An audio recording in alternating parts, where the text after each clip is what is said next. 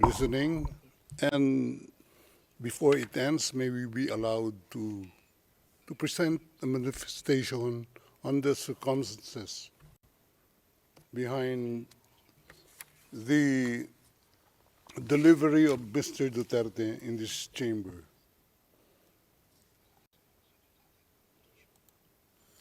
Oui, Maître, je dois d'abord demander.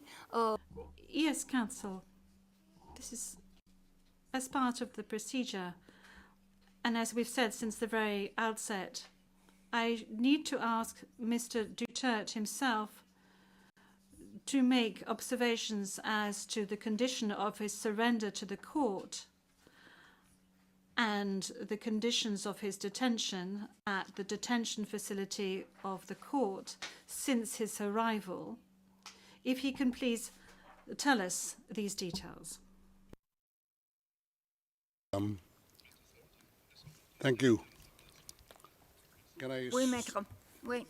The presiding judge. Yes, Counsel. Please. 2 days ago, the whole world has witnessed the degrading fashion in which a former president of a sovereign country was bundled into a private aircraft and summarily transported to The Hague.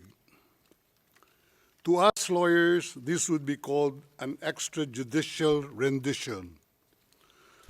To the less legally inclined, it was a pure and simple kidnapping.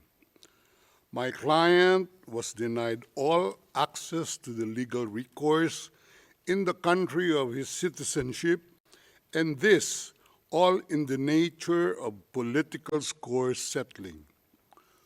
Two troubled entities struck an unlikely alliance, an incumbent president who wished to neutralize and choke the legacy of my client and his daughter on the other hand, and a troubled legal institution subject to delegitimization and desperate for a price cuts and a legal show today on the other hand. With this in mind, it is not surprising that my client was abducted from his country. ICC private jets do not drop out of the thin air. That jet which received my client was coordinated in advance. The UAE is not a state party to the ICC and has no obligation to cooperate with the court. Yet my client sat in transit in that country for more than 5 hours. I invite the registry's representative to present today in court to explain to the judges exactly how they believe this transfer was anything other than a gross abuse of process. Given the precipitous arrival of my client, an elderly man with debilitating medical issues, hard of hearing and poor of sight, he was taken to a hospital for observation. Only this morning have I met him for the first time with less than an hour to discuss legal issues. I have not been able to present him with a hard copy of the arrest warrant because we were not supplied with such. I have not even been able to explain to him what the prosecution requested when seeking the issuance of the arrest warrant. This is because the chamber only established a redacted version of the prosecution request last night. Other than to identify himself, my client is not able to contribute anything to this hearing. Most importantly, he is not able even to tell you that he has been informed of the charges as contained in the arrest warrant for a reason more pertinent to which I alluded in my, which was rejected this morning, to postpone the substantive aspect of this hearing to the next week when I will have the opportunity to sit with my client and to explain to him what a confirmation hearing is and what the disclosure is and how the prosecution alleges that he committed crimes. I thank the court for its attention and regret to say that I do not have instructions to continue my submission any further today. Thank you.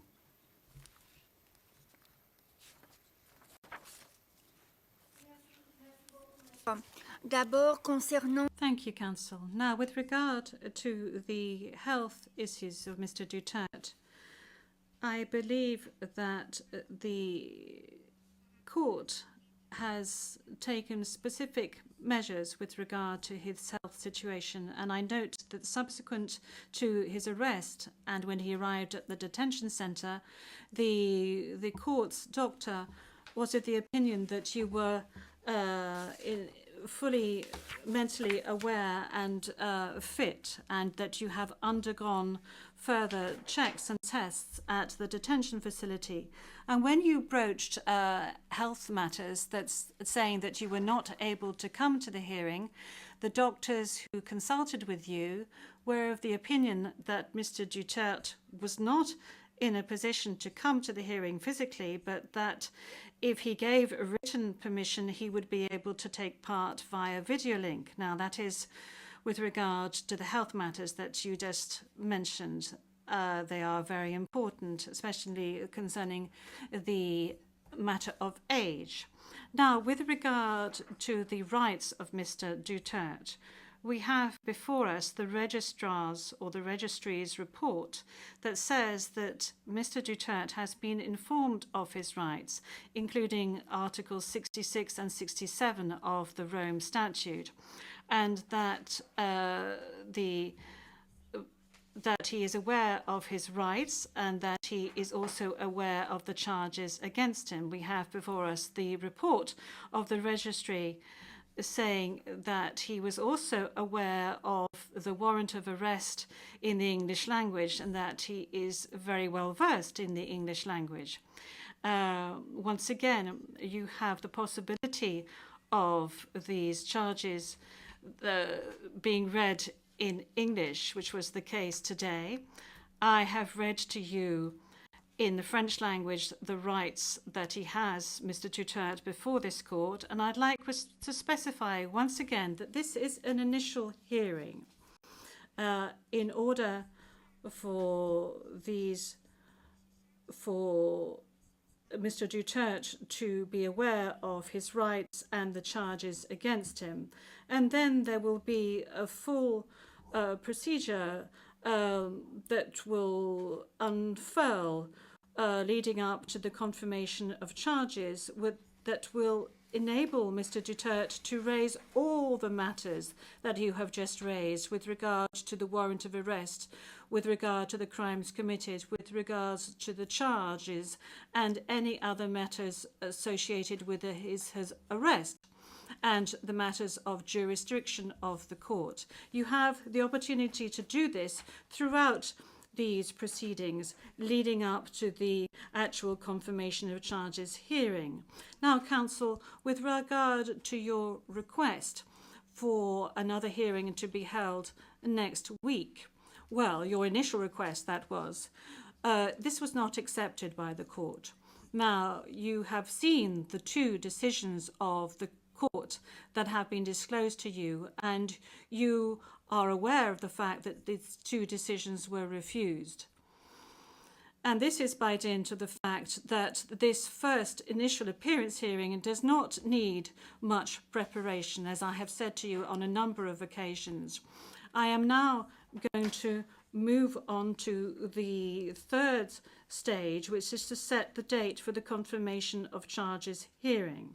After assessing all factors, including the need for the parties and participants to adequately prepare, as well as Mr. Duterte's rights, including his right to be tried within a reasonable time, the date for the commencement of the confirmation of charges hearing is September the 23rd, 2025.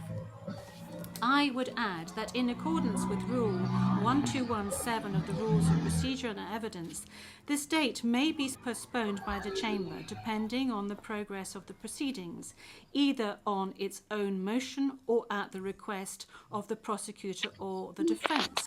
Before concluding this hearing, I would like to inform the parties of the next procedural steps.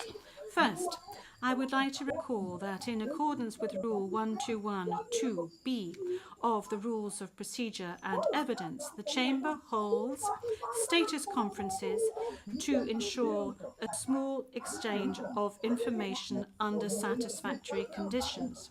These conferences are organised either ex officio or at the request of the prosecutor or the defence. Secondly, a set of decisions will be taken in a timely manner to ensure that the proceedings progress smoothly and expeditiously. More specifically, I am referring in particular to a decision on the arrangements and procedure for the disclosure of evidence, and a decision setting a timetable for the disclosure of evidence in such a way as to ensure orderly and efficient disclosure between the parties. In this regard, the Chamber orders the prosecutor to begin disclosing today the information on the basis of which the warrant of arrest was issued, and to complete this disclosure no later than within the next 7 days. The Chamber will also issue a decision on the participation of the victims who, according to the statute of the court and to the extent permitted by the Chamber, are authorised to present their views and concerns at this stage of the proceedings. We have come to the end of Mr. Duterte's first appearance hearing. I would like to thank all the participants in this hearing, the interpreters and the stenographers. This concludes today's hearing.